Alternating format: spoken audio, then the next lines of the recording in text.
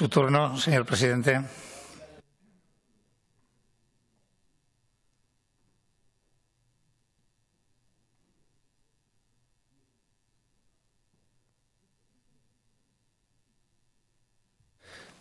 Señor presidente, señoras, señores diputados, señor Pérez, se le nota de lejos a usted su pasado oficio de periodista, porque suele demostrar una habilidad proverbial a la hora de sintetizar en frases afortunadas ideas que a otros nos cuesta más especificar y desgranar a través del lenguaje. Lo digo por esa idea que usted ha dado de que al combate contra la pandemia llegamos sin ni siquiera tener un manual de primeros auxilios. Es la verdad, todo el mundo desconocía el virus, se hablaba de que no era algo más grave que una gripe. Nadie en Occidente, absolutamente confiados todos en el valor absoluto de la ciencia y de sentirnos protegidos contra viento y marea, pensó que esto iba a ser lo que a la postre ha resultado ser. Y eso ha dado lugar a que la pauta haya sido la improvisación. Eso ha dado lugar a que permanentemente se haya estado trabajando con el sistema de la prueba-error, probando, acertando, equivocándose, rectificando, volviendo a probar, aprendiendo cada vez más, teniendo cada vez más claros los protocolos, las maneras de actuar, pertrechándose de los materiales necesarios, pertrechándose de mecanismos. En este momento el Gobierno de Aragón, en el Departamento de Sanidad, tiene ya mecanismos de algoritmos para prevenir cómo va a evolucionar en las próximas semanas y en los próximos días la hospitalización, las UCIs, la evolución de la pandemia. Desde el Departamento de Ciencia y Universidad se ha trabajado mucho y bien y creo que algunos de los proyectos hasta nos darán resultados resplandecientes desde el punto de vista nacional en relación con la COVID. Es decir, hemos ido trabajando a marchas forzadas, aprendiendo sobre la marcha, y esto es así, esto hay que reconocerlo. Cuando a mí se me ha acusado a veces de decir que improvisaba, pues claro que he improvisado yo y he improvisado absolutamente todo el mundo. Pensar que alguien tiene la varita mágica, pensar que alguien tiene el remedio definitivo es no vivir en la realidad. Incluso uno tiene dudas, a pesar de las afirmaciones rotundas que se hacen desde las más altas instancias, de que la vacuna llegue tan pronto como se dice y sobre todo tenga una administración masiva, que es en definitiva lo que parará la actual deriva del virus. En todo caso, lo que en este momento es realista es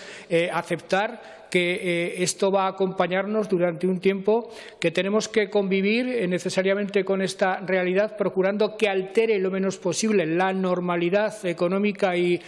social y entre tanto, pues seguir, insisto, con la fórmula de la prueba y el error.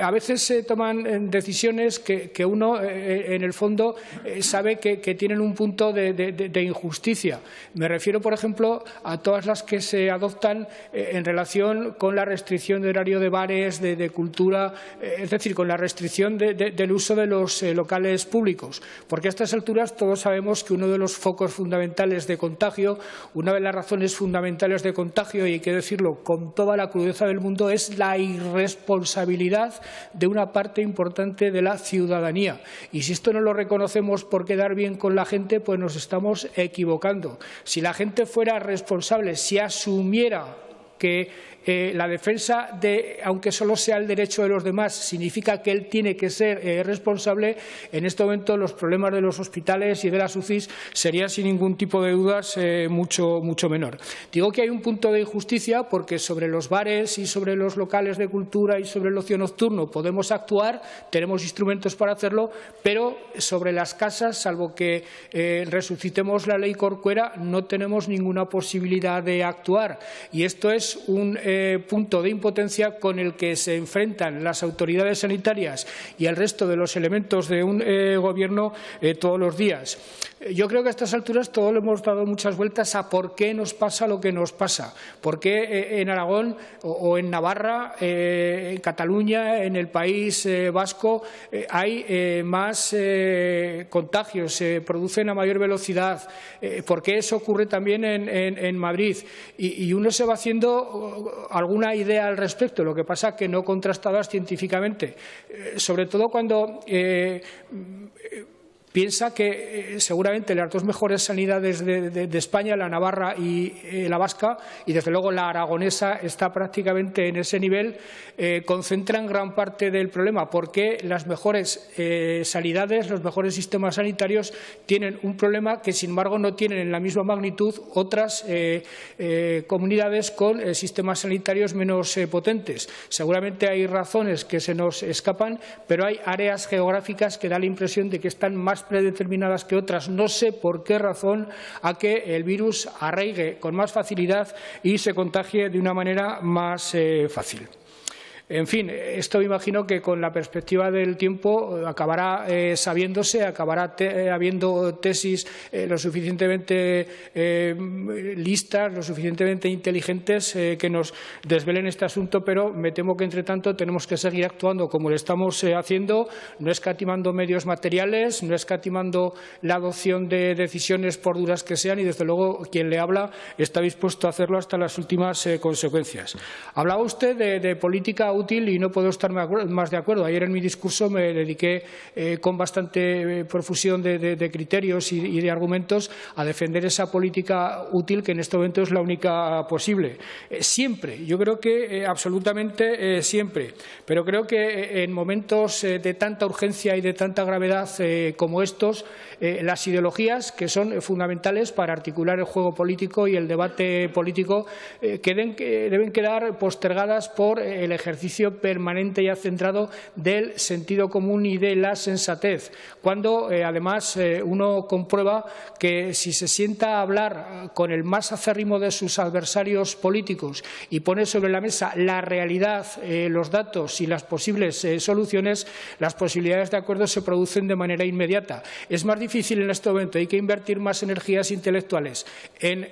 discutir y en reñir que en llegar a acuerdos, y sin embargo a veces cometemos en este país la estupidez inmensa de desgastarnos en buscar razones para el desacuerdo en vez de ir por la vía fácil de buscar el acuerdo y de hacer que prevalezca el sentido común. Razones para el optimismo ante este descalabro que sufrimos en todos los órdenes de la vida. En Aragón las tenemos. La estrategia aragonesa de recuperación social y económica es para mí una razón para el optimismo, no solo por el contenido de cada una de las 273 medidas, sino por el hecho de que exista esa estrategia, por el hecho de que 7 fuerzas políticas, los agentes sociales y los ayuntamientos nos hayamos puesto de acuerdo para, más allá de las medidas, darnos la mano en la búsqueda de soluciones. Razones para el optimismo, se lo digo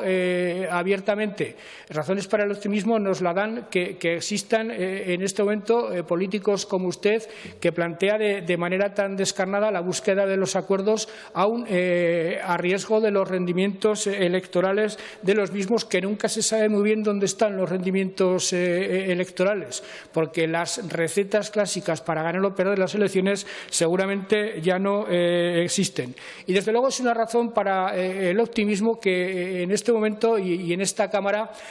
tengamos una clara tendencia a reconocer la realidad sin ambajes ni tapujos, porque creo que la reconstrucción de un país, la recuperación social y económica a partir de una situación de descalabro como la actual, o parte de un reconocimiento de la realidad sin ningún tipo de adorno, o jamás se producirá. Hablaba usted de la gobernanza deficiente que se está demostrando en España y que ha puesto de manifiesto la COVID. Yo estos días, para una cita que tenía en La Toja y a la que desafortunadamente no pude asistir por razones de salud, había estudiado bien cómo funciona la gestión sanitaria en Alemania, cómo están haciendo frente los alemanes a la COVID, y ahí el modelo autonómico, el modelo de los Länder, lejos de ser una debilidad, ha sido una fortaleza. Los Länder y el Gobierno federal tienen tienen mecanismos de coordinación muy bien engrasados, una cultura federal muy instalada tanto en los Länder como en el Gobierno federal y esa cogobernanza tan importante en este momento ha funcionado a la perfección. ¿Qué nos falta en España? Legislación. Estamos funcionando con leyes como la del estado de alarma, que es del año 81 y que estaba preparada para situaciones sanitarias que ni de lejos pensaba en el COVID, y estamos actuando con una falta clarísima de cultura federal que deberemos incorporar a nuestros acervos, tanto nacional como autonómicos, porque España es irreversiblemente autonómica, España es irreversiblemente, de hecho, un país federal, y se trata de que eso lo asumamos sin complejos y que lo incorporemos a la manera de hacer política, entendiendo que la lealtad debe ser la base de la relación tanto horizontal como vertical, y entendiendo que las competencias de todos deben estar perfectamente delimitadas, que es más eficaz un Länder o una autonomía para hacer frente a cualquier problema de lo que serían los viejos estados centralizados, pero que es absolutamente fundamental la coordinación que en situaciones como esta tiene que ejercer el Gobierno de la nación. Hablaba usted de arañar fondos europeos y, desde luego, a eso nos estamos dedicando desde el mes de julio. Señor Pérez, estamos trabajando mucho desde el Gobierno, lo estamos haciendo con los empresarios. Tiene que ser no nada parecido al Plan E, tiene que ser la antítesis del Plan E. En eso estoy totalmente de acuerdo con usted. Y, desde luego, al igual que los presupuestos, los fondos europeos tienen que servir para desarrollar la estrategia aragonesa de recuperación social y económica, que precisamente en esos fondos tiene una gran oportunidad y que permitirá que antes de lo previsto esa estrategia pueda culminarse en su cumplimiento.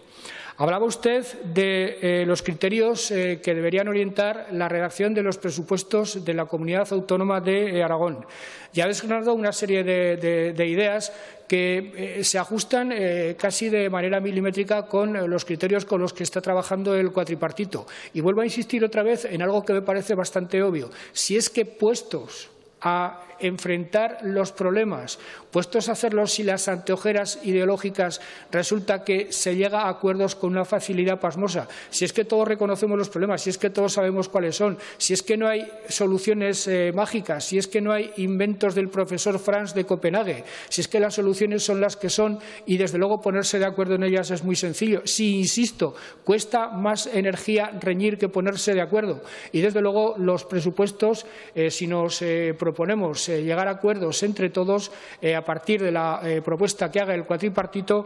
va a ser algo relativamente sencillo. Y hablaba usted de una serie de cuestiones que aprovecho la ocasión para ir desgranando. Ya dije ayer en mi intervención que en este debate de hoy trataría de dar respuesta a las cuestiones que se plantearan desde los distintos grupos parlamentarios y, de paso, dar alguna concreción a las ideas que en este momento tiene el Gobierno. Evidentemente, no voy a contar los presupuestos porque los presupuestos no están hechos. No voy a contar en qué vamos a intentar invertir el Fondo Europeo de Recuperación, porque eso tampoco está definitivamente fijado. Por cierto, creo que en la definición final de esos fondos europeos de recuperación también debería haber un grado de aproximación por parte de todos los partidos que suscribieron la estrategia aragonesa. Decía que me viene bien la sugerencia que usted ha hecho de algunos de los temas para desgranar algunas ideas del propio cuatripartito. Hablaba usted de despoblación y hacía algunos apuntes sobre despoblación. Hablaba de eliminar la brecha digital. Le aseguro que ya en estos años se ha avanzado, se hicieron cosas en la anterior legislatura. En la actual legislatura, la Consejería de Ciencia y Universidad ha producido avances muy importantes en la materia, pero, desde luego, una de las prioridades del Fondo Europeo de Recuperación, porque así lo impone además y está bien impuesto la Unión Europea, es precisamente la digitalización con fibra óptica de todo el territorio aragonés. Por tanto, eso nos va a venir dado por añadidura, primero porque queremos que sea así y, segundo, porque, si me permite la expresión, necesariamente hemos de hacerlo. La despoblación es para nosotros tanto como decir política territorial, tanto como decir de qué manera se relaciona el Gobierno de Aragón con el conjunto del territorio aragonés. Hay un tratamiento específico y concreto que es el que se lleva a cabo por parte del comisionado de despoblación, por parte del señor Allué. Sabe usted que Aragón está siendo pionero y muy activo en la definición de la estrategia nacional frente al reto demográfico. Ha sido mucho el trabajo, mucha la iniciativa que desde Aragón hemos realizado antes del comisionado, durante el comisionado y me imagino que después. Hemos sido también muy activos en la elaboración, en la confección de alianzas interregionales con aquellas comunidades autónomas que tienen nuestras mismas características. Hemos liderado alianzas, hemos hecho cumbres muy importantes en la ciudad de Zaragoza. El último hito fue una reunión que hicimos en Soria para conseguir que, aprovechando una directiva europea, Cuenca, Guadalajara y Teruel tengan unas ayudas muy importantes de eliminación de porcentajes de la seguridad social. Por cierto, una medida que puso sobre la mesa el Gobierno de Aragón y que últimamente alguien ha tratado de tergiversar, poniendo de manifiesto cuál es su manera y su talante a la hora de estar en política. Y en este momento, desde ese comisionado, se trabaja en una ley de dinamización del medio rural que está en fase de anteproyecto tras el periodo de consulta pública. Ha habido más de 50 alegaciones de distintos colectivos, pero es una ley llamada a ser muy importante, una ley llamada a ser fundamental en esa, insisto, política territorial que no solo tiene que ver con el hecho demográfico en sí. Yo prefiero hablar siempre de revitalización del medio rural antes que de despoblación o cuestión puramente demográfica, que, por cierto, la demografía, como le he dicho antes al señor Beamonte, va razonablemente bien. Una ley que sin duda está llamada a ser una de las más importantes de la legislatura. El complejo agroalimentario en general es uno de los pilares fundamentales de esa política territorial. Aragón, el señor Olona, ha liderado, y yo estoy muy satisfecho de ello, una reforma a fondo de la política agraria comunitaria en España que el Ministerio ha aceptado y también la mayor parte de las comunidades autónomas, que significa que el dinero de la PAC se destine realmente a mantener y favorecer rentas agrarias de agricultores directos, lo cual puede significar que esa inyección de dinero sea el principal revulsivo que reciba el medio rural aragonés en los próximos años. Pero eso, así como los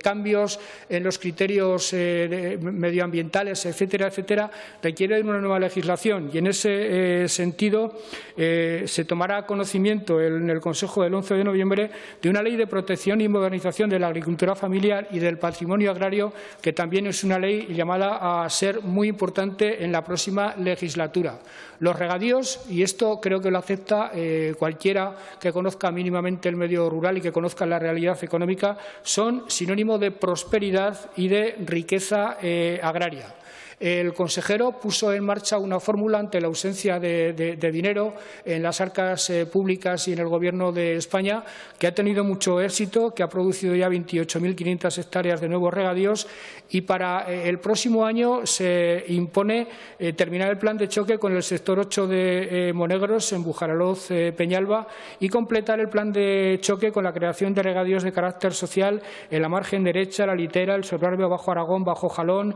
Canal de Cibán, Calanda, etcétera, etcétera. En materia de otro asunto fundamental para la política territorial, el señor Soro tiene prácticamente definitiva la redacción de los proyectos del servicio de nuevo mapa concesional de transporte público. Sin un transporte público bien articulado es absolutamente imposible que el medio rural persista. Y en cuanto a la cuestión medioambiental, que yo también relaciono mucho con la política territorial, está en fase de redacción la Ley de Cambio Climático y Transición Energética, está ya aplicándose y proporcionando herramientas a la ciudadanía la Estrategia Aragonesa de Educación Ambiental y se están dando pasos importantes en la eliminación del lindano. Se sigue con el saneamiento y depuración, que se empezó la legislatura pasada. En el subprograma de actuación directa, en el Plan Pirineos, se seguirá al año que viene en algunas partes que faltaban y se empezará el programa de subvenciones para aquellos ayuntamientos que hayan decidido depurar por su cuenta. Y algo que era muy esperado, que nos entretuvo en debates intensos la pasada legislatura y que también hemos debatido en esta, me refiero al impuesto de contaminación de las aguas, que era objeto de polémica, era objeto de mucha controversia. Por fin, dentro del cuatripartito, se ha encontrado una fórmula, entendemos que muy beneficiosa para todos, que supone la eliminación del impuesto y su sustitución por un impuesto medioambiental sobre aguas residuales. Pasaremos de hablar del ICA a hablar del IMAR, que, desde luego, en el mes de noviembre irá al Consejo de Gobierno. Hablaba usted de algo que le preocupa y que a nosotros también nos preocupa mucho. Me refiero al tema de la hostelería. Es verdad que están siendo, permítaseme la expresión, en buena medida los paganos de las medidas que se están adoptando, no en Aragón, en toda España. No en toda España, en toda Europa. El primer elemento, el primer punto de todas las órdenes de cierres, de confinamientos, etcétera, etcétera, que adoptan los distintos países, Merkel, Macron, etcétera, etcétera, es el cierre de los bares y restaurantes. Y como no podía ser de otra forma, pues aquí en España se recurre también a esa fórmula. Están siendo los paganos. Desde luego, nadie pretende demonizarlos. Desde luego, yo no lo he pretendido jamás. Es verdad que ha habido de manera minoritaria algunos locales de ocio nocturno que se merecen no una reprimenda, sino más. Pero, en general, el sector de la hostelería ha sido un sector que ha tomado todas las medidas que tenía que tomar, que han invertido en medidas de protección y que han demostrado seriedad profesional y responsabilidad y, evidentemente, no los podemos dejar abandonados. Hasta ahora, el Gobierno de Aragón ya ha hecho cosas. Es injusto cuando se dice que el Gobierno de Aragón ha estado de brazos cruzados en relación con este sector de nuestra economía. El vicepresidente Aliaga, ya en el mes de mayo, puso en marcha un plan de choque de turismo con 10 millones de euros, 6 millones de los cuales estaban destinados a ayudas a fondo perdido, que, por cierto, se han empezado a pagar esta semana y que vienen a repartir a una media de 2.000 euros por peticionario y que afecta a restaurantes, a hoteles, casas rurales y cafeterías. Y desde el Departamento de Economía, todo esto financiado con el decreto ley de los 510 millones de euros que efectivamente se están invirtiendo, si no digo que se han invertido todos ya, con ese decreto ley de los 510 millones de euros ha habido ayudas para protección y desarrollo seguro de la actividad y digitalización con 7,4 millones de euros y donde ha habido 219 peticiones de la hostelería, de los bares. Ha habido financiación a través de Social, Suma Teruel y Avalia para protección, digitalización y circulante. Y ha habido ayudas para nuevos contratos y segunda oportunidad para autónomos con 6 millones de euros, que evidentemente, seguramente, no es lo que en este momento mejor le viene a la gente de los bares, que no ese es el problema que tienen, pero que también pueden solicitar. Pero ahora la hostelería vuelve a tener un problema muy serio porque las medidas que el Departamento de Sanidad, con el apoyo cerrado de todo el Gobierno, ha adoptado exigen otra vez el cierre de los bares, el práctico cierre de los bares. Esta es la realidad. He de decirle a usted y a toda la Cámara que no hay nadie más interesado que la propia consejera Sira Repollés en que se den las condiciones epidemiológicas adecuadas para poder levantar esas restricciones tan severas y tan cerradas. Ojalá la evolución de la pandemia, a poco que mejore, nos permita tomar esa decisión. Insisto, nadie lo desea más que la propia consejera, pero en cualquier caso no podemos estar impasibles ante lo que le está ocurriendo a este sector, que arrastra las consecuencias de lo que pasó en marzo, en abril y en mayo, que tuvo un verano que en algunas partes del territorio aragonés fue muy positiva, eso también es verdad, pero que ahora ha vuelto a ser la víctima propiciatoria, sin que nosotros lo hayamos querido, de las decisiones sanitarias. En ese sentido, estamos trabajando en tres direcciones. En primer lugar, el Gobierno de Aragón está prácticamente ultimando un plan de rescate. En eso trabaja el vicepresidente Aliaga, la consejera Gastón y el consejero Pérez Aradón, que en última instancia tiene la palabra final, una palabra que está muy condicionada por las limitaciones económicas. Se trabaja en un plan de rescate que se dará a conocer la semana que viene. Estas cosas no se improvisan, aunque algunos piensen que esto es muy fácil de hacer. Las medidas ligeras y banales se pueden tomar con mucha facilidad y darlas a conocer a la prensa de manera inmediata, pero las medidas serias cuesta más tiempo hacerlas y pensarlas, sobre todo cuando cuestan dinero. Esto se dará a conocer la semana que viene y consistirá en ayudas directas y consistirá también en nuevas fórmulas de financiación. En segundo lugar, teniendo en cuenta que las comarcas y el Ayuntamiento de Zaragoza, por la Ley de Capitalidad, tienen competencias en materia de turismo y en materia de bares, se va a tratar de coordinar en la mayor medida posible con ellos esta respuesta. Me consta que hay ayuntamientos que ya están tomando medidas efectivas, de las de hacer llegar dinero contante y sonante, que es lo que realmente importa, al bolsillo de los damnificados hosteleros, pero por tratar de unificar en la mayor medida posible las medidas, la consejera Maite Pérez se reunirá con la FAM el próximo día 4 de noviembre para tratar, insisto, de encontrar criterios comunes. Y, por último, nos hemos dirigido al Gobierno de España, porque yo el otro día tuve una reunión con el sector de la hostelería y comprobé que lo que ellos esperan fundamentalmente, aparte de que se abran los bares cuanto antes, que es lo que esperan sobre todo, lo que ellos esperan fundamentalmente son medidas que tienen que ver con el Gobierno de España: alargamiento del plazo de amortización de los créditos ICO, medidas en relación con los ERTEs, alguna cuestión relacionada con la política fiscal. Eso es lo más importante para ellos. Me decían literalmente, y el consejero Aliaga estaba también presente en la conferencia, que a ellos una ayuda de 1.500 euros no les soluciona absolutamente nada. Yo hacía cuentas de 1.500 euros por el número de bares que hay en la comunidad y se me ponían los pocos pelos que tengo de punta directamente. Pero lo cierto es que algún tipo de ayuda tienen que tener. Estamos trabajándolas, e insisto, con el Gobierno de España. He de decir, en honor a la verdad, que en la conferencia del otro día, en la que estaba presente Ursula von der Leyen, a pesar de que era monográfica para hablar de fondos europeos, yo introduje el tema de la hostelería, y he de decir, y esto al señor Beamonte seguramente le alegrará, que el presidente Sánchez me llamó esta semana para hacerse eco de esa petición, como consecuencia de la cual ordenó a la consejera Maroto celebrar una conferencia sectorial de hostelería para ver qué tipo de respuesta le puede dar el Gobierno de España a este problema, que evidentemente no es solo de Aragón, sino que es del conjunto de España.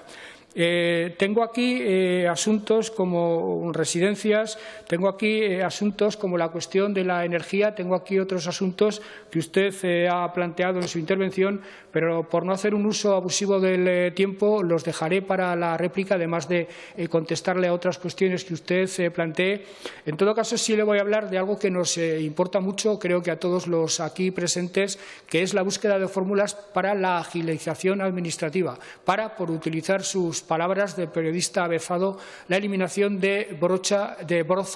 burocrática. Lo cierto es que uno de los efectos positivos, algo bueno tenía que tener la pandemia, ha sido que desde todos los departamentos se ha trabajado en estos meses para mejorar la gestión, para agilizarla, para utilizar los medios digitales de la manera más eficaz posible. Se ha avanzado de manera particular desde los distintos departamentos en esa dirección, pero nuestra pretensión es mucho más ambiciosa.